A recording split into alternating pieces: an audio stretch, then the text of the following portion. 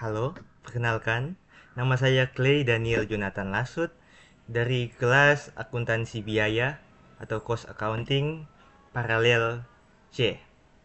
Jadi saat ini saya akan mereview chapter 3 mengenai materi Cost Behavior Analysis. Jadi saya akan menjawab beberapa pertanyaan-pertanyaan yang sudah ada. Jadi yang pertama, pertanyaannya, apa itu fixed cost, variable cost, dan semi variable cost, serta contoh-contohnya. Jadi saya akan bahas. Yang pertama, fixed cost. Apa itu fixed cost?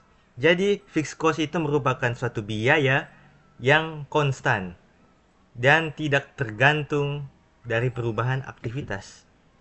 Jadi walaupun terjadi perubahan aktivitas di suatu perusahaan, fixed cost-nya itu tidak akan berubah.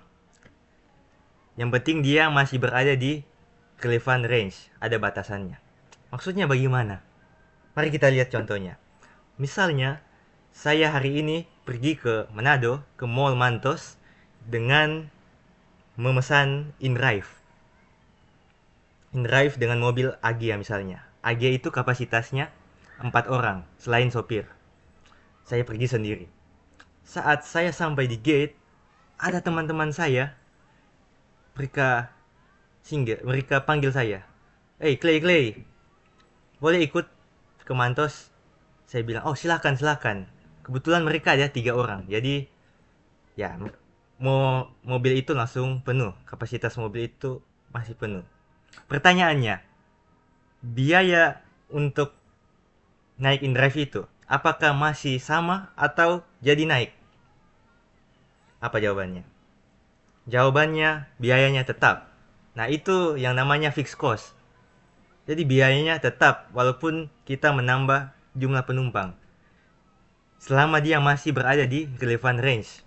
Relevant range itu adalah 4 orang khusus untuk case ini.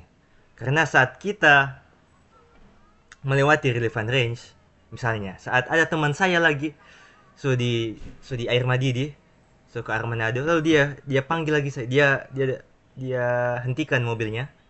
Dia bilang, Clay, ikut. Saya bilang, ya sudah tidak bisa. Mobil ini sudah penuh. Kalau ingin pergi ke Mantos, kalau mau ke Mantos, pesan InDrive baru. Jadi butuh biaya lagi. Nah itu, saat kita melewati relevant range, maka kita perlu untuk menambah biayanya. Lalu, bagaimana dengan variable cost? Variable cost ini adalah kebalikan dari fixed cost. Jadi, cost yang berubah, variable cost adalah cost yang berubah tergantung dengan perubahan aktivitas. Maksudnya bagaimana? Jadi misalnya saya ada bisnis pisang goreng, jual pisang goreng. Saat saya produksi satu pisang goreng, contohnya hanya butuh biaya 5.000. Contoh 5.000. Saat saya menambah untuk memproduksi 2 pisang goreng, maka saya menambah lagi biayanya. Nah, itu yang namanya variable cost. Saat ada perubahan aktivitas, maka biayanya akan bertambah. Itu dia variable cost. Bagaimana dengan semi variable cost? Jadi semi variable cost ini adalah gabungan unsur variabel dan fixed cost. Contohnya bagaimana?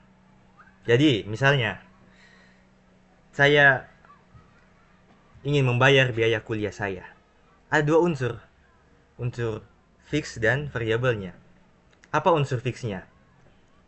Contohnya saat saya membayar untuk perpustakaan, untuk klinik, atau uang pendaftaran.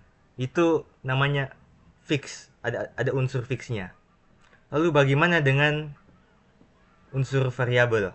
Unsur variabel itu saat saya mengontrak SKS. Tentunya saat saya mengontrak 18 dan 23 SKS itu ada beda biayanya. Beda yang 18, 23 itu beda. Jadi dia tergantung dengan perubahan aktivitas sama yang seperti yang sudah saya sampaikan tadi. Jadi itu ya, contohnya sudah sangat jelas. Lalu kita masuk ke relevant range.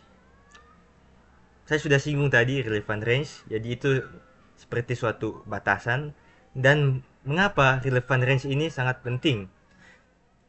Karena dengan memahami relevant range, kita dapat lebih memahami dan membuat perhitungan cost kita, perhitungan biaya kita menjadi lebih akurat.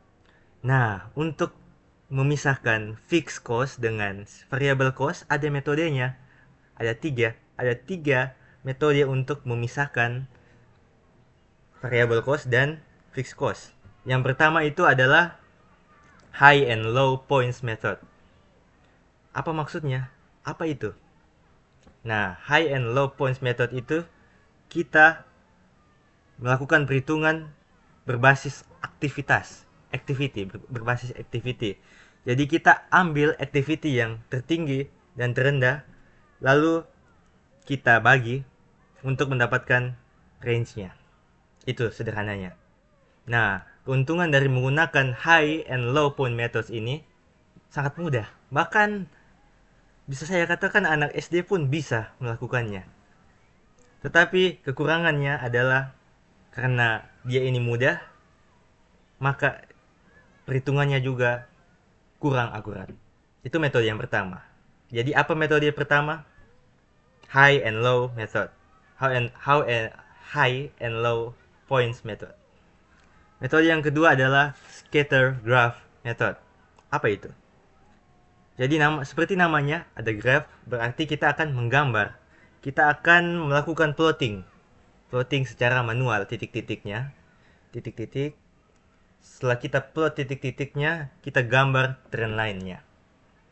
Nah, saat kita menggambar trend line-nya itu, kita basiskan itu berdasarkan pendapat kita. Misalnya, oh gambarnya saya rasa melengkung sedikit begini. Tetapi ada orang yang merasa, oh bukan begini, tapi dia begini. Makanya itu menjadi kekurangannya, yaitu bias. Karena dia itu berdasarkan pendapat orang, mau menentukan garisnya bagaimana. Sementara keunggulannya itu dia sama seperti high and low points method, dia itu mudah digunakan. Dan metode yang terakhir itu adalah least squares method. Ini adalah salah satu metode yang menggunakan mathematical method untuk memisahkan komponen fix dan variabel. Jadi metode yang menggunakan matematika, yang kita akan melakukan beberapa analisis statistik. Makanya dia juga disebut sebagai analisa regresi. Dan kita akan melakukan banyak sekali perhitungan untuk datanya. Yang menjadi kelebihannya itu adalah dia akurat karena dia menggunakan metode matematika. Sementara kekurangannya itu adalah sangat sulit digunakan. Jadi saat saya pertama juga mencoba metode ini agak pusing kepala, tapi akhirnya bisa. Tapi metode ini butuh waktu untuk dipelajari. Nah, pertanyaannya, metode apa yang bagus untuk digunakan dari antara tiga metode ini? Tiga metode untuk memisahkan variabel dan fixed cost. Metode mana yang bagus? Tergantung preferensi Anda.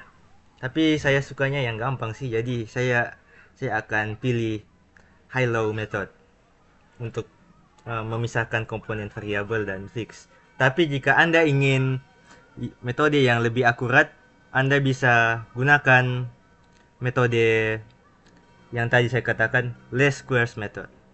Jadi sekian pembahasan saya. Mohon maaf jika ada kekurangan. Semoga teman-teman atau saudara-saudari bisa paham dengan pembahasan saya. Kalau ada yang ingin ditanyakan, silakan. Terima kasih.